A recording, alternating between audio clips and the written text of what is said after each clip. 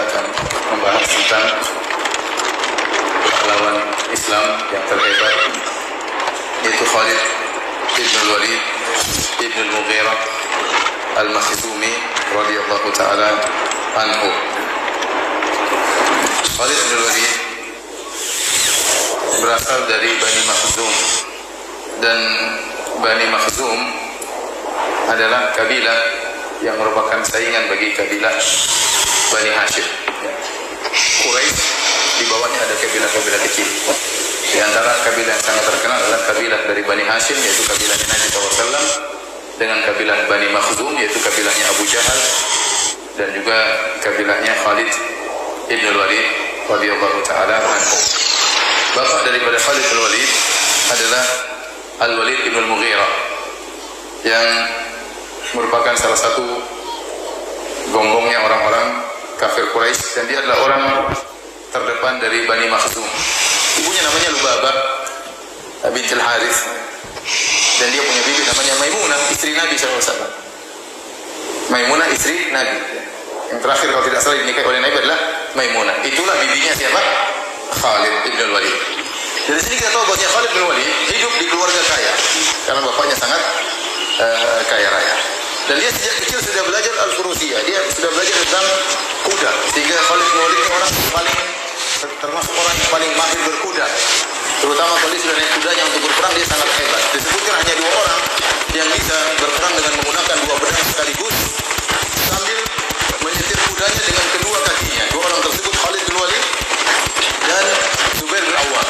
Setiap orang biasanya kalau nyetir kuda dengan tali kekangnya, untuk belok kanan, untuk belok kiri dengan berhenti, itu kebanyakan orang seperti itu. Atau paling tidak mereka memegang tali kekang kuda dengan tangan satu, tangan satunya dengan memegang pedang. Tapi Khalid bin Walid di antara kehebatannya, dia bisa memegang 2 pedang dengan kedua tangannya, dan dia menyetir kuda dengan kedua kakinya. Dia dan Zubair bin Awwam radhiyallahu ta'ala anhuma jami'an. Ini di antara kehebatan Khalid bin Walid.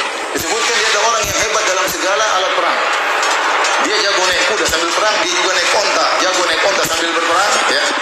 Sambil menyetir onta atau menyetir kuda dalam perperangan, dia juga pandai memanah, beliau juga pandai menggunakan pedang, menggunakan tombak, semua alat perang beliau hebat. Ini Khalid ibn Walid radhiyallahu ta'ala anhu. Kemudian singkat cerita, Nabi sallallahu alaihi wasallam ya berhijrah dari Makkah menuju Madinah. Kemudian terjadilah perang Badar pada tahun 2 Hijriah. Khalid bin Walid tidak ikut dalam perang Badar. Kemana Khalid bin Walid? Ternyata Khalid bin Walid ada di negeri Syam. Dia tidak ikut perang. Dia tidak ikut perang dalam barisan kaum musyrikin. Kemudian pada tahun 3 Hijriah terjadi perang Uhud. Dan saat itu Khalid bin Walid ikut serta dalam perang Uhud.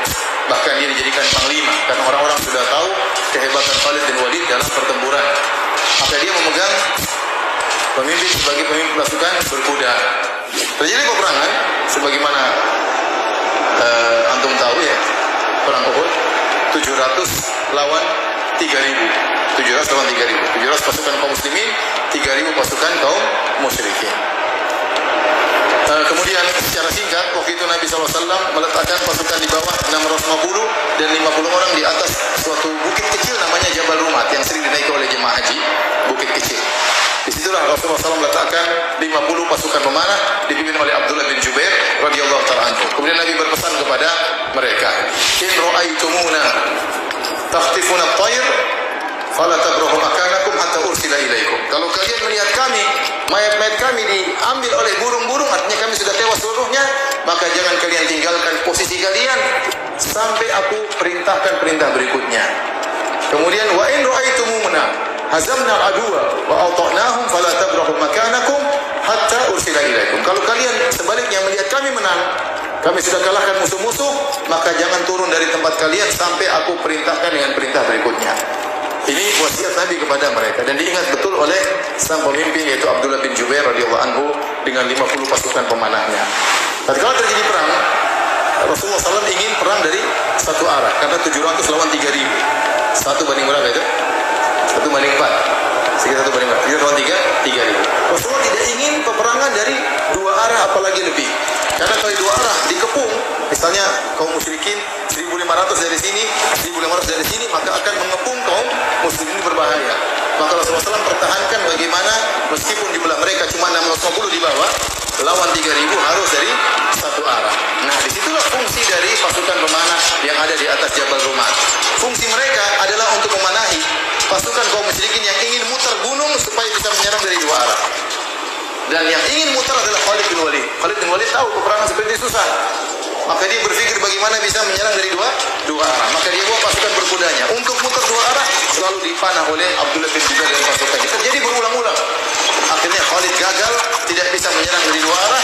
Akhirnya kaum musyrikin di awal peperangan tewas, berjatuhan, berguguran. Banyak mereka yang tewas, ya, bendera mereka terjatuh, tidak ada yang mengangkat bendera mereka. Sehingga mereka lari terbirit-birit. Semua lari, semua pasukan lari.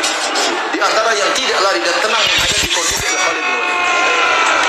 Sebutkan di antara sifat pemimpin yang jago, yaitu dia tidak terbawa dengan suasana. Tetap dia melihat kondisi mana yang memungkinkan atau yang tidak memungkinkan. Bukan hanya berani, bukan hanya nekat, tapi juga perhitungan. Baik, akhirnya waktu orang pada kabur, Khalid bin Walid tetap perhatikan kondisi peperangan. Dari kejauhan dia melihat. Ternyata tidak lama kemudian pasukan kaum muslimin yang ada di atas gunung turun. Mereka melanggar perintah Nabi SAW. Kenapa? Karena mereka melihat pasukan yang di bawah sudah mengumpulkan ghanimah. Kata mereka, kita ikut saudara-saudara kita ambil ghanimah.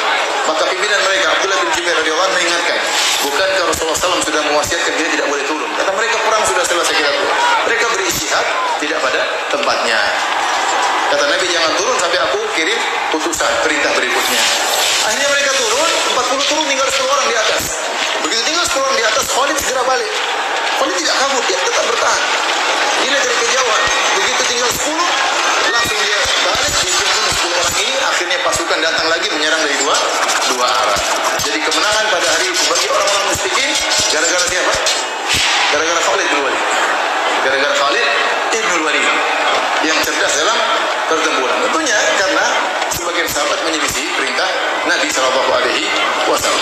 Akhirnya para sahabat banyak yang berguguran, ya, 70 orang meninggal, di antaranya paman Nabi Hamzah bin Abdul Muttalib radhiyallahu ta'ala anhum ajma'in. Intinya peperangan tersebut dianggap menang oleh orang musyrikin, sehingga Abu Sufyan mengatakan, wahai Muhammad, demikianlah peperangan, sijal silih berganti.